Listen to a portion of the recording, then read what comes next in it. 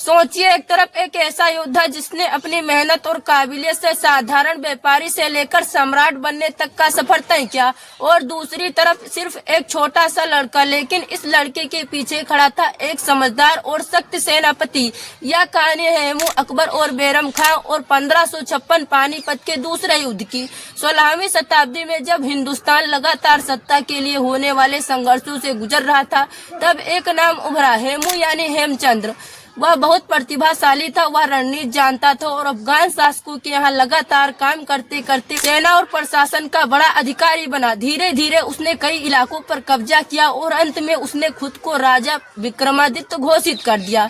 उधर मुगल सम्राट हुमायूं की मौत के बाद उसका पुत्र अकबर गद्दी पर बैठा। उस समय अकबर बहुत छोटा था, इसीलिए राज्य का कार्य और सेना की जिम्मेदारी उसके संरक्षक बैरम खां के हाथों में थी। बैरम खां शांत दिमाग, अनुभवी और सख्त शासक था। वह जानता था अगर इस समय मुगल साम्राज्य कमजोर हो गया तो पूरा साम्राज्य टूट जाएगा। इसी दौरान हेमू ने दिल्ली और आगरा पर कब्जा कर लिया।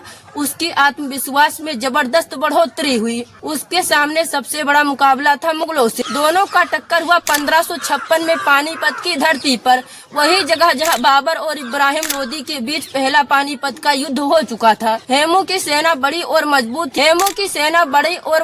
थी और वह हाथी पर सवार होकर खुद सेना का नेतृत्व कर रहा था।